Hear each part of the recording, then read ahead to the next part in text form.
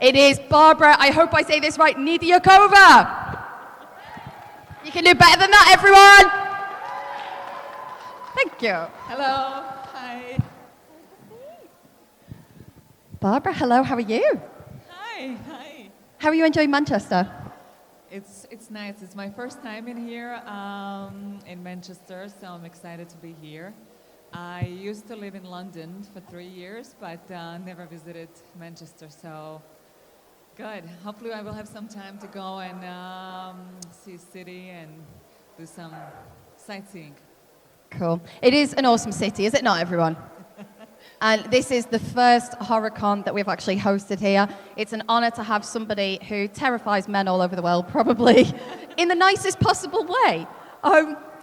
Barbara, I suppose I'll start off by saying, when you were offered the role, what did you actually think of the script and your character?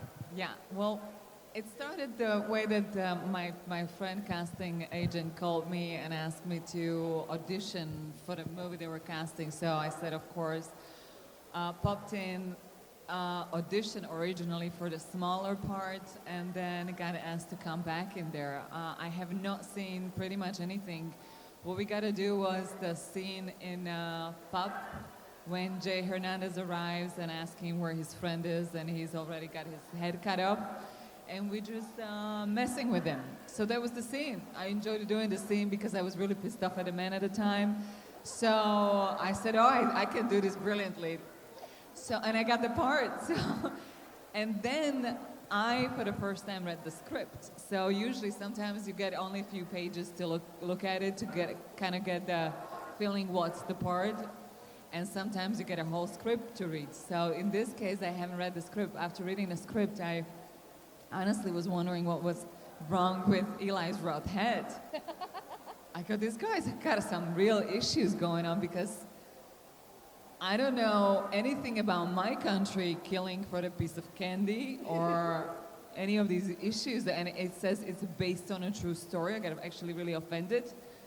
So, and he laughed. He thought it was great that he is working already on people. He's pissing them off. And when we got on a set, we get his old TV in a hotel. I go, have you ever actually visited over there? My people are going to be really pissed off. And it was true, because when I did interviews, they were like, how could you? And I go, come on, guys, it's just a movie. Don't be so mad. They said we ruined the tourism. But I still have people come in and saying, you know, I was going to go backpacking into Europe after seeing that movie with you. I say, hell no, I'm not going anywhere. So I guess it really did ruin some tourism in our country or Europe. So. Wow.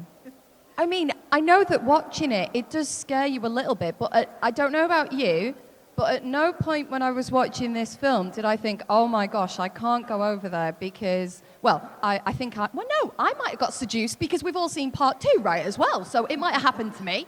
And but I never thought for a second that that's how people welcome, you know, backpackers into their country.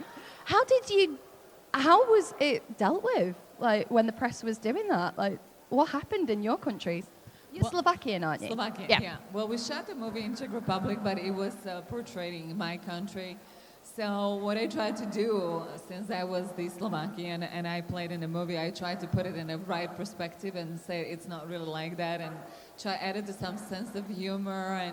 But still, it didn't go really well in my country when I did interviews, and I did it like a little TV spot for the main news. I mean, we had a critic sitting opposite of me, arguing with me, and I just said, it's a movie, and they've done a piece on some other countries like that, or Mexico or whatever, and I know in Slovakia it's not as bad as Mexico is, but I said it was based on a true story when it was, I think Eli said in Thailand, they have a website. You can actually go and pay money and torture people. So I try to kind of put it in right perspective. That was the idea of the based on a true story, not where we filmed. So if anyone's thinking about going to Thailand on the next holiday and taking a backpack, please beware. I'm kidding. I'm not actually saying that. I don't want to go on record for saying that. So How do you actually get into, because this was your first big role, wasn't it? Yeah, yeah. How do you get into the character of a lady who knows that she is going to seduce somebody so that they can be taken to an organization that people pay and do as they please with these people? Yeah, that was hard. I would try to kind of create a backstory in your own head. Why would anybody do that? I mean, you got to be really messed up. Either it's I don't know, abuse, some father issues. You try to really find some solid hate against the man, and I think the backstory was that she was drug addict, and that's what they tried to create with the makeup in a pub scene when they put like up spots all over us, bruises from the drugs, and being just in a need of money and being able to do anything. I mean, I guess that would be the main motive for her to do these things. Yeah.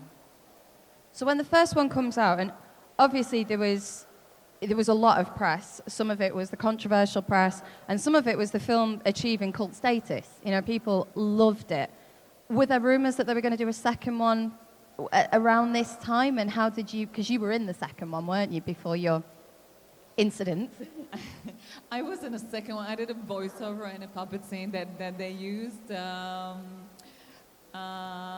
Yeah, there was a lot of press, and it I think surprising for all of us that is going to achieve such a success, because when I was casted, we were just doing some independent small horror movie shot in my country. I know that Eli Roth did a Cabin Fever before. I haven't seen it, but I watched it after I got casted in it. And then we got Quentin Tarantino being producer of it. So that was big. That was news. That happened during a shoot. That wasn't on the beginning of the movie. So that kind of starting to build up. And then we went to Sitges doing a press, and all of a sudden it's starting to get the news and seeing reactions to it. But that it was going to become such a cult, and we definitely pushed the envelope on it when it comes to the gore and torture scenes. And it was interesting when we did a Q&A and a sort of a press all over the US. When we arrived and we watched the reactions of people when on a torture scene, some of them would, Eli would just get a really kick out of it. I mean, that was his favorite part, was honestly when he found out that we were banned in some countries, and then only showing certain versions of Hostel, or the people threw up and left the theater, or somebody just couldn't watch it. I mean, he was so excited, he was besides himself. That was what he wanted to achieve. When we were shooting the scenes where we get run over, or cutting scenes and drilling scenes, that was his favorite part. Every time somebody was covered in prosthetic and in blood, he was jumping up and down. So you can really see the enthusiasm in people in this genre. It's just quite interesting. I don't know about you, but I find it quite difficult to imagine that, like somebody getting so excited watching scenes like that. But for you guys who are acting in this film, where let's face it, you know, there's not a lot of light relief in it at all. It must be good for you guys, and it keeps morale going by going, okay, we're doing something right because he's getting excited, so let's carry it on.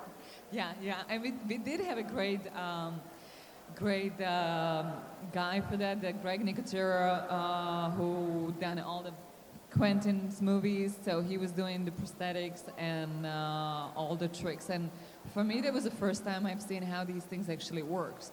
So it was quite fascinating how they have the pumps and how they all covered it and how it looks real, and it did amazing. I mean, they did really amazing job on it. So when you see it on a screen and when you see it behind the scenes, when the guys are laughing and all that, but when you see it on a screen, it is hard to watch for me even. And I've been in the movies, horror movies, but when I see some stuff and the liquids coming out of the eye, it's hard for me even. That kind of makes me feel better as an audience person who watches it, that somebody who was in it finds it quite difficult to watch as well, because I just thought it was me. I get up to the bit with the ankles, and then I'm like, right, I'm done. With You said that you'd worked on a few independent films in Slovakia. It's the horror genre that you're known for, isn't it? Yes. Was it your intention to start off in horror? No, it wasn't. To go into? It wasn't at all. I mean, I've done some smaller parts in my 20s in a Czech TV and Shanghai Nights or Doom, and this came quite out of nowhere. And I don't think I knew when I got casted in it that this is going to be the genre that I'm going to be casted mostly. So I had no clue. I just thought I'm making some movie, and I had no idea it's going to become what it became, and such a cult movie. And that the offers that are going to be coming in are going to be mostly horror movies. So that was kind of interesting to looking back at it, that how it happened, that was the journey. Yeah. Right place at the right time. Does anybody have any questions that they would like to ask Barbara? Any burning desires to find anything hostile out? Nikki, the lovely Nikki, ladies and gentlemen, has the microphone today. Now, come on, don't be shy. There must be somebody who wants to ask something.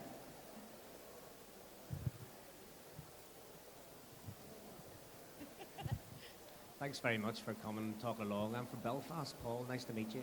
I'm actually off to Slovakia in 2 weeks.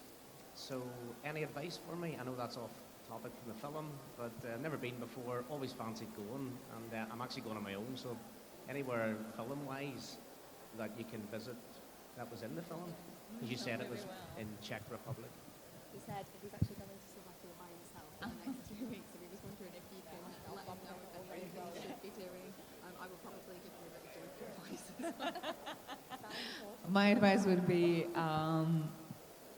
avoid the hostels.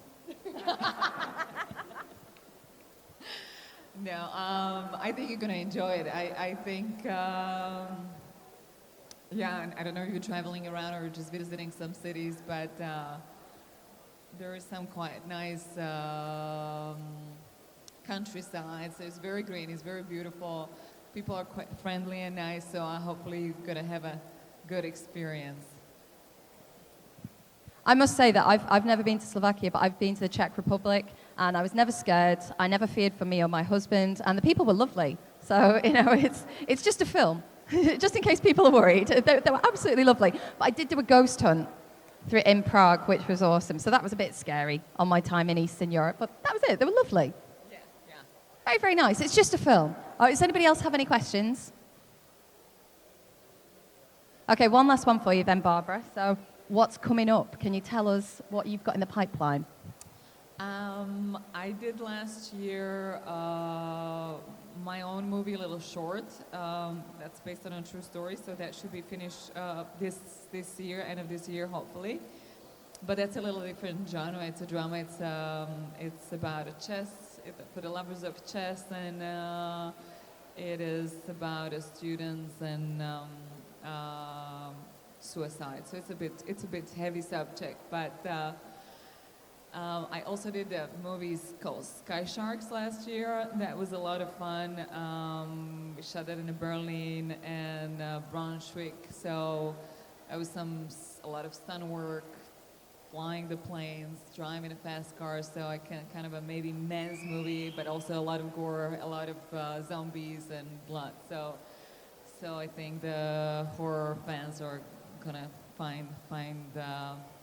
Each of them something that they like in it, so that should be coming out next year, 2019, maybe beginning, yeah.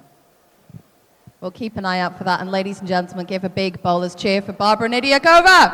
Thank you.